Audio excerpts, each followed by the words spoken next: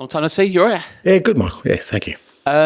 How's the team news after that plastic pitch Sunday and everyone else? Yeah, not too bad. I mean, it takes a fair bit out of the players, so we've had to do some extra recovery. We're not training till this afternoon, give the boys a good chance to recover, because pitch takes a bit out of you. The only one who picked up an injury was Timo. He picked up a hamstring injury. We're just waiting on the results of that scan. And then everyone else sort of, like I said, apart from being sore, pulled through okay. And in terms of incoming, Richie is available. Mick Arteta's mentioned a few injuries for them this morning, but it's been a real tough few months in terms of injuries here. Are we at a stage now, special as this game is, let's just play it? There's no good or bad time to play it. Let's just get this great game underway.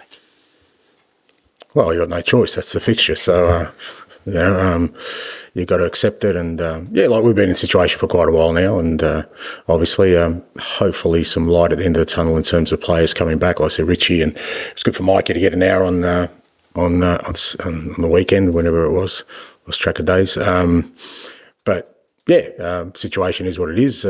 But big game tomorrow night, and big game for the club, big game for our season, big game for our supporters. So looking forward to it. Mentioning Richie, obviously you said as well you need to look after him. It's been a while. Where are you in terms of bringing in another forward? Obviously that's the key. You've mentioned how far down the line are Spurs in that. Look, it's hard to say. Like most other clubs, it's January is a difficult month to kind of really have any certainty about anything. Like I said, when there's a lot of things that need to come together, but I think I said last week that the club's working really hard in that area, and if there are any developments, we'll let everyone know. Because of the injuries, is it closed door on outgoings, or if an opportunity arises, there's talk about Napoli potentially interested in Timo Werner, but with the injuries, is it a closed shop?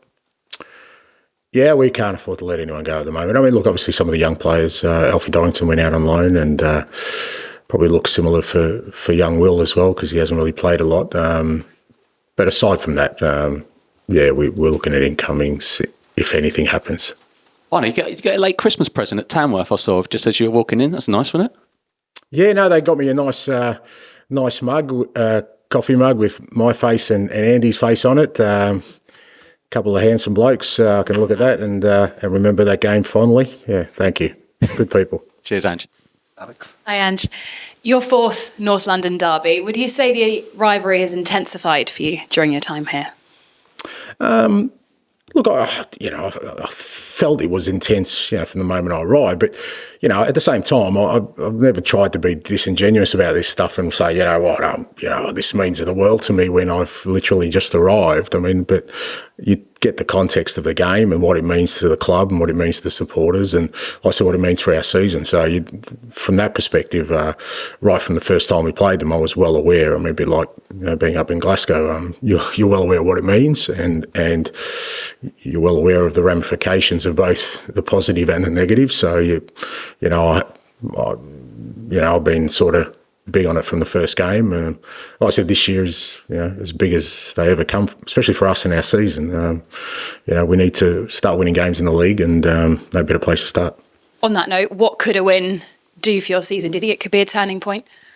Yeah, look, I don't like sort of framing games in terms of turning point, because then you've got to, then we go up to Everton and face David on the weekend. So there's no easy games, but in the position we're in at the league at the moment, irrespective of turning points or not, we need to start winning games and moving up the table. And, whilst it's a massive challenge tomorrow night, like I said, there's an opportunity for us to do that. Just finally on Kinsky, he's the first Tottenham keeper in 100 years to keep 2 clean sheets in his first 2 games. Not sure if you knew that. Okay, right. Well, no, I didn't know. Thanks to the stats man. It was the stats man that told me that. Okay, good. Obviously a huge test for him against Arsenal. How involved are you with him, or do you sort of leave it to the goalkeeping coach? No, look, I as involved as anyone else. And to be fair, like, they've all been big games for different reasons for him, obviously, the Liverpool game goes without saying, but it was a hell of a challenge for him up in Tamworth too, especially with the way they play and their ability to sort of put pressure on goalkeepers up there. I thought he handled it so well, and helped us kind of nullify what was a big sort of threat from them. So, he's handled everything really well. I haven't spent any extra time with him. Berchie obviously has. And, part of the process is, because it has been a bit of a whirlwind, is to make sure he's kind of settled as well, even off the field, because, he's moved to a different country and, just trying to sort of manage, sort of everything around him as well is probably just as equally as important. But so far, he's been really good at embracing the challenge we've thrown him, and I'm sure he's looking forward to tomorrow as well. Thank you. Hi, Ange. Just wanted to ask you about Lucas Bergvall. Before he joined last summer, I went to speak to his former club, and they said they reckon it'd be about 6 months before he fully adapted to the Premier League and the pace and the physicality. Do you feel like we're in that spot now where he's really becoming a player that you can look to in every game to start, really? Yeah, look, I think he's definitely growing, and he's definitely, which is not unusual. Like, he's 18, coming from a different country and a different league. It was always going to take him a little time to adapt, for sure. Just the training more than anything else. But we've certainly seen growth in him, and in recent weeks he's really making an impact now, and I think he feels more comfortable and more confident in himself. But there's so much more to come from him, like I said, with his age and where he is experience-wise. But it's been a big year for him. Like I said, moving to a new country, obviously a big league, a big club. Even getting to the senior national team, Sweden, as an 18-year-old. All these things are pretty big and significant moments, and you kind of look at how young people handle them, and I think he's handled it all really, really well in that. He's just kept his head down and kept working and waited for his opportunity, and he's doing well. I was going to ask you that. Kind of players like him and Archie as well, what is it about them kind of mentally that allows them to adjust that quickly to such a big stage, really? Well, I guess it's just upbringing and sort of the kind of people they are. It's, sure, it's a bit of DNA, a bit of nurturing, a bit of environment, a bit of everything, and it's a big part of sort of what we've tried to do in terms of the players we've brought in here, and those two, and Mikey's only 17, and even guys like Kinsky and Destiny and Pape, all these Mickey van der Ven, who come across as young players. I think all of them, whatever challenge we've thrown them, irrespective of kind of where they are right now, because obviously a few of them are injured, but they've handled it really well from being a young person in significant moments. How important a game is this to have Richarlison back in? Because it's fair to say he likes a fiery encounter, and this is obviously one of those. Just good to get him back. He's had obviously some unfortunate season for us, but last year when he played, and even a little bit he played this year. I mean, he was when he did his hamstring, you can see it's not just he fights and scraps for everything, but he's got quality as well, and just having an extra attacking player. I mean, like I said, with him and Mikey now sort of being available makes such a difference to us in what we can do during games, between games, in terms of the way we play. We've taken our time with him this time, for sure. He's been harassing me for the last sort of 10 days to be involved. But we've kind of tried to stay disciplined with that, and he's looked really good at training. He looks like he's ready to go, so really happy to get him back involved. Hi, Ange. Hope you're well. Just looking at the Arsenal team, they've got a few injuries going into this match. Do you have a bit of sympathy with Arteta, especially? It looks like Gabriel Jesus has an ACL problem. Yeah, I don't know. How much sympathy have they all had for me, mate? I'm not really sure. So, I certainly have empathy. That's probably a better word, because I can't understand how challenging it is for any team, irrespective of kind of the size of quality. And I guess with all these things, it's, the where the injuries hit and the areas they hit and the significance of who the injuries are to all make it challenging. But I'm sure Mikel is not going to let that get in the way of him, putting out a team tomorrow night that will want to beat us. Yeah, you say where the injuries have hit, and for you it's been a lot about the defence, but I think for them it's sort of centering around the attack, and they're getting a lot of criticism around sort of not scoring enough goals. Do you is that part of it as well, where you can look at it and say, we've had a bit of that sort of criticism, and what are the reasons behind it as well, do you think, for teams losing these players in these positions? Yeah, look, I've said in the past, I always put context around how you analyse and critique performance, and others choose not to. They just purely go on outputs. And, if you look at a team and they lose and they don't score goals, well, it's poor play or poor players or poor coaching, whatever, where, I think in the context of, cohesion, fluidity, if you've got injuries and disruptions, that does affect what you do. But, I think, look, I've said before, I think we've obviously been hit really hard, but they're starting to accumulate for most clubs. I'll be very surprised if any club goes through unscathed the way the season is going so far. Bournemouth have had a couple now. Brighton. There's a few clubs who are now starting to rack up a few of those. Obviously us with our fixture schedule, we've probably been hit harder than most, but like I said, I'll be surprised if any club comes through unscathed this season. On the sympathy and empathy front, was the sort of cynical side of you maybe a bit happy that they played 120 minutes against Man United ahead of this game because you also had to do the same? I'm not a cynical kind of person, mate. I enjoyed the game. I enjoyed the theatre. I thought it was a cracking cup game, and two sides going at it, and enjoyed it.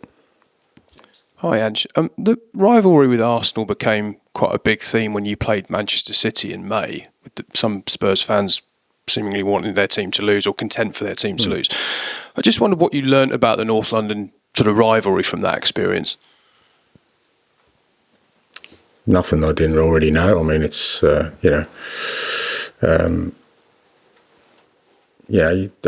said at the time, I totally understand it. I don't agree with it. I would never go into a game wanting to lose. That was the basic principle. It didn't mean I don't understand the rivalry between the teams. Trust me, when I was in, I was up at Celtic, there was only one other result they looked at.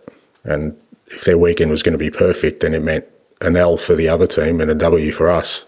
That was a perfect weekend, not just a W for us. So I understand that, but still doesn't mean I'll go in any game wanting to lose. I don't care what the fallout is from it. You said after that game that you felt the foundations here were really fragile, that 48 hours, that experience had taught you that. Could you just elaborate on what you meant by that? Mate, you're going back a bit, seriously, and you're plucking out probably a quote out of context, but there's been a hell of a lot that's happened since then, and right now we're in a different place.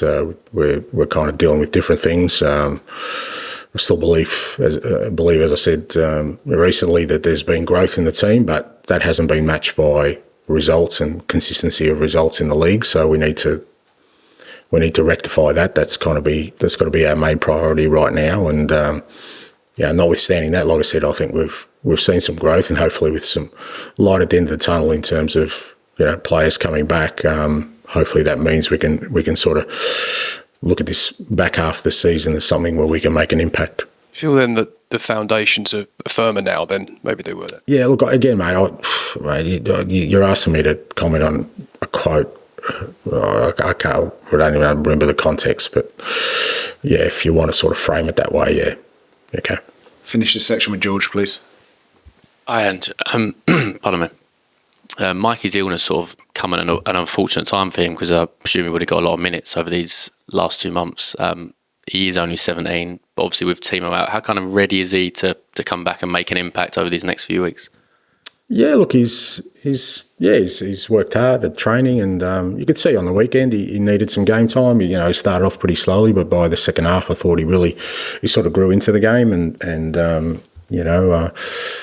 look, we used him significantly in the first half of the year, and he made a real impact, particularly in Europe. I thought he did really well, and we expect him to do. I mean, that's why we kept him with us. That's why he's part of the first team setup, and like I said, it's good to get him back because he is a player who we know can make an impact in games. And you took some stick at Tamworth, didn't you? And in very good spirit as well. You're going to get more pelters, I'd imagine, tomorrow night. Is that not going to really compare to Tamworth, or just something you brush off? Yeah, look.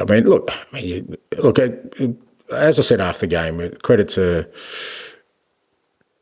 Andy and his players and the people at Tamworth, the football club. I thought they did themselves proud on the day with the way they presented everything. 90% of the crowd were very good and enjoyed the banter. There was 10% that were pretty unacceptable. The stuff I heard was pretty vile and detestable and getting things thrown at me.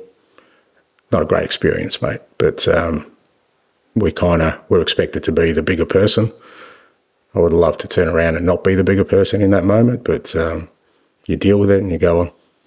And just finally from me, start of this season, there was talk about that you didn't win away at a top 6 club last season, and you obviously ticked a few of those boxes, won at both Manchester clubs and beat Liverpool in the Cup and Man City in the Cup.